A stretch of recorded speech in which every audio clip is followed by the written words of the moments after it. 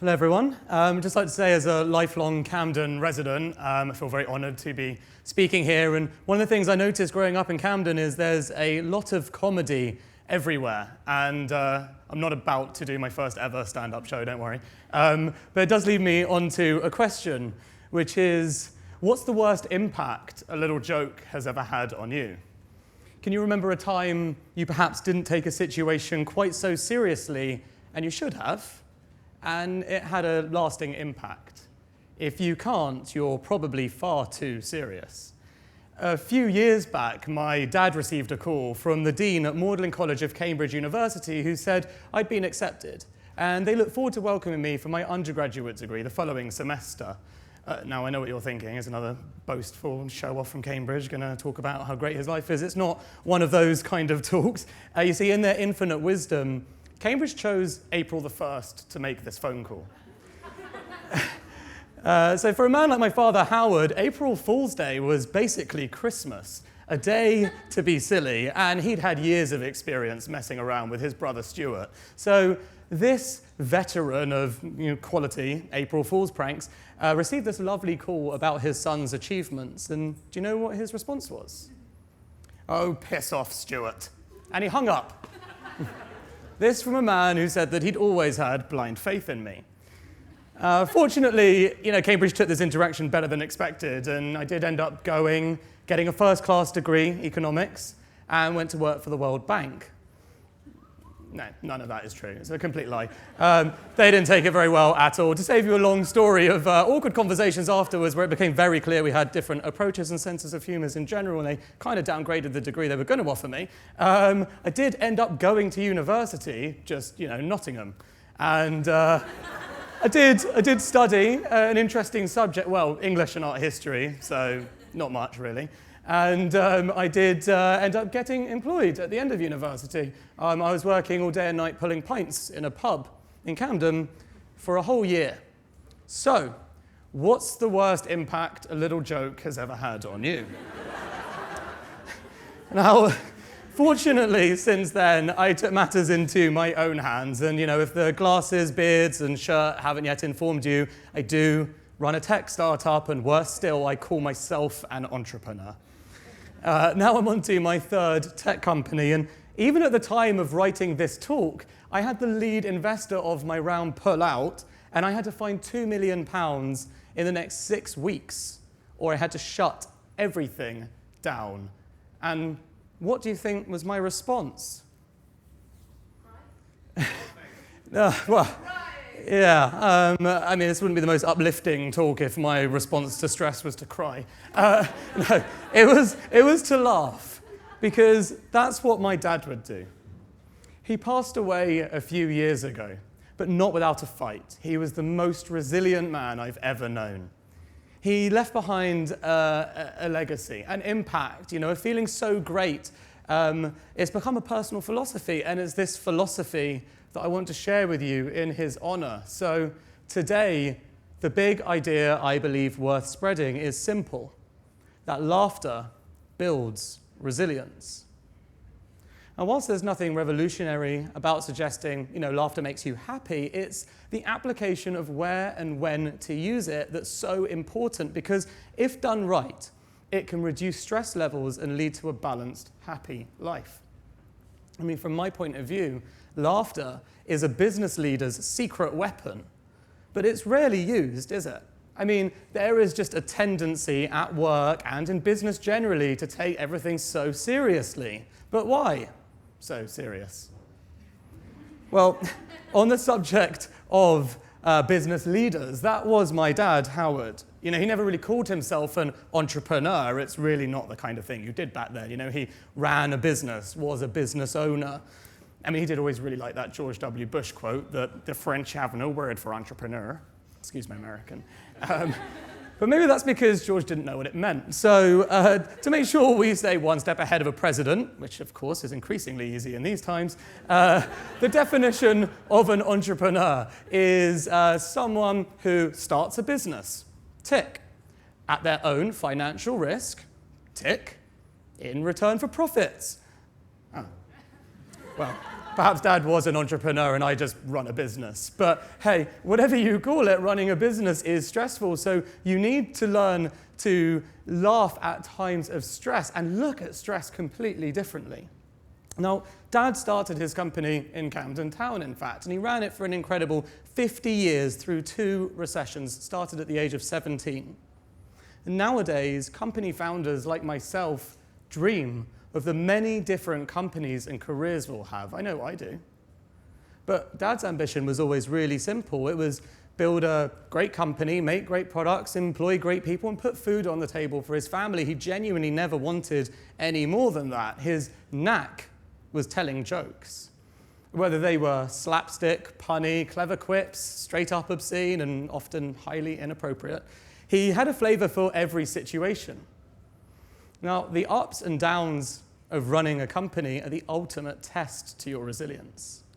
The elastic band of your capability is pulled back and forth on a daily basis. And for my dad, just when it felt like it was about to snap, he'd lighten the load with a joke, make us all laugh, and slowly the tension would ease.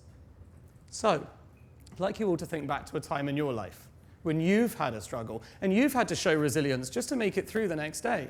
Perhaps you were fired, or your business failed, or you found out you had a life-changing illness, or perhaps something less intense. Maybe you just fell out with a friend. The point is, we all go through tough times, and we need resilience just to make it through.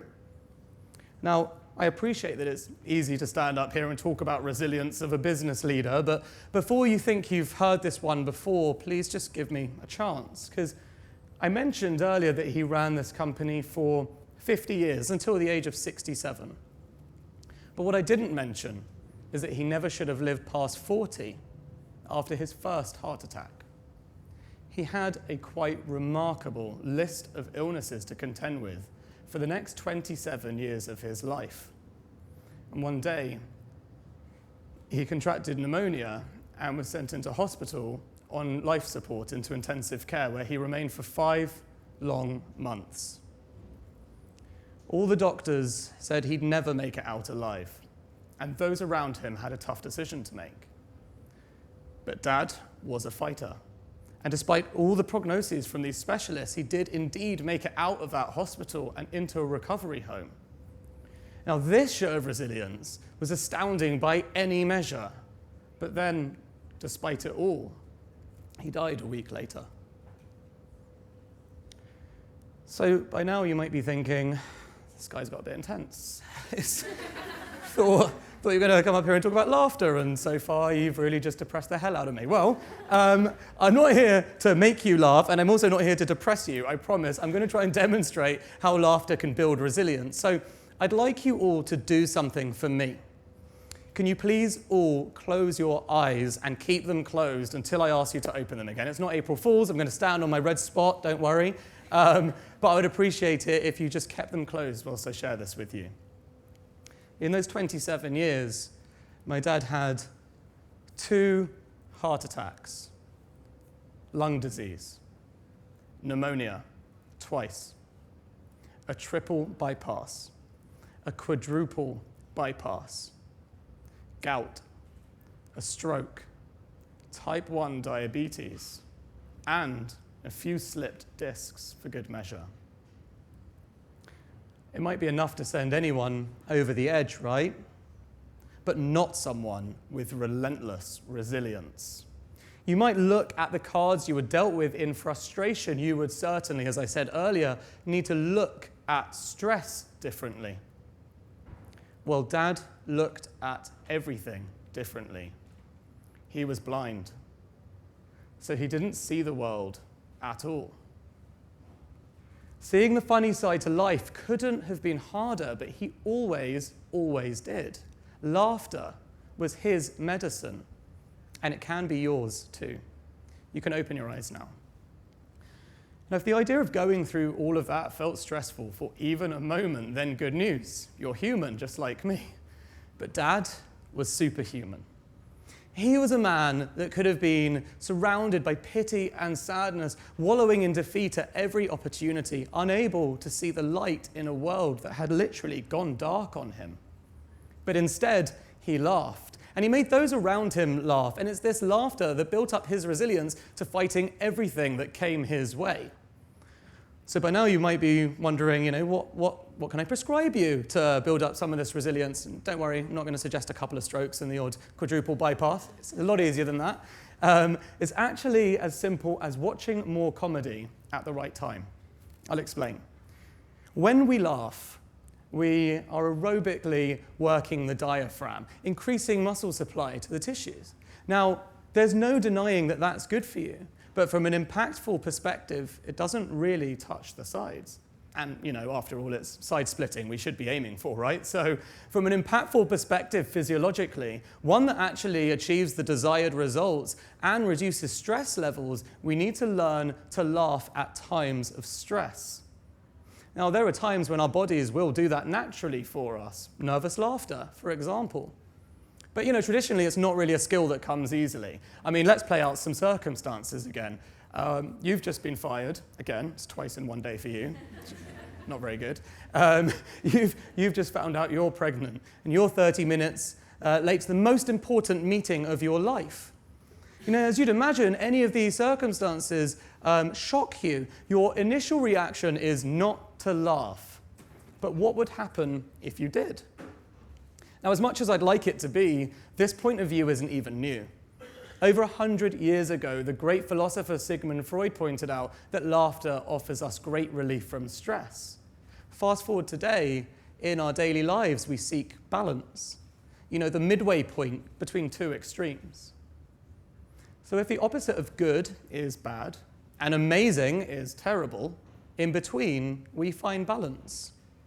And that got me thinking, what is the opposite of stress? Hilarity?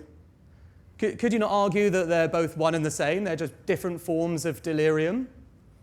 Well, in trying to understand what my dad's secret really was, I inadvertently became a gelatologist. That's right, there's apparently an official term for people who study the effect of laughter on the physical and psychological states. It's very niche, I know. I think I'm the second in the world. But what I found was amazing, and I'm really excited to share it with you today. Laughter is exclusive only to humans and primates. So just think about that for a second. Next time you're taking a photo of your cat or dog on Halloween, they're not laughing with you. There's a biological reason. If you've got monkeys at home, then they should be laughing with you, to be fair. Laughter is the same in every single language and dialect. Babies can laugh before they can even speak. I mean, babies who are born blind and deaf can laugh. The fact that they can laugh before they can even speak is a good thing too, because babies laugh on average over 400 times a day. The problem is, as we grow up, we lose that joy. Adults over 35 laugh just 15 times a day. It's clear we need to laugh more. But as I said, it's not so much about laughing more, it's about laughing at the right times, and it's not easy. But we have to start somewhere. So, everyone has a favorite comedian, TV show, a film, a friend. That's your starting point. The next time you're feeling stressed, I want you to take 30 minutes out and just give this a go. Now, your unconscious mind will want you to wallow, but now you are all gelatologists. It was a very easy entry exam. So you know better. So put on Friends or Family Guy or Kevin Hart or Monty Python, whatever your go-to comedy is. The next time you feel that horrible stress and anxiety that the world or work puts on you, just take 30 minutes and start there, because this small trick will train your mind to laugh at times of stress and indeed build up your resilience. The more you do it, the more trained your elastic band is and the less likely it is to snap. Now, in my dad's case, it was irony that had the last laugh. After fending off so many of the ailments a human body can take, it was a common cold that ended up killing him. True to form, of course, it was him that pointed this out to us on his deathbed. Laughing at life's last joke, he literally died with a smile on his face. It was hard not to smile back, but I didn't find it as funny as he did at the time. Very different sense of humor, him and I. Dad's funeral was remarkable. It was a cast of characters. People from every generation, spanning every decade, came to see him no matter how briefly he touched them. I mean, there must have been over 500 people there. Upon leaving the funeral, my mum burst out laughing. I mean, the guests were startled, but, then she explained that he'd always walked away from other funerals with her, proclaiming, well, that was an amazing funeral, at least we walked away alive. Of course, because he was blind, he'd almost always say this next to the widow or widower. I told you it's very inappropriate.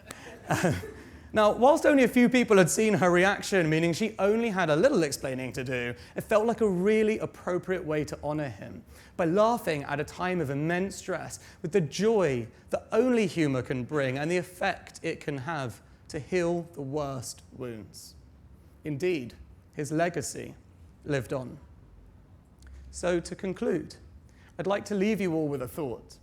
They say time heals all wounds, but if it's time itself we wish to extend, then we must instead build up resilience to those wounds, and through laughter, we can extend our time here on earth. That was his legacy, and posthumously, his big idea worth spreading. Thank you.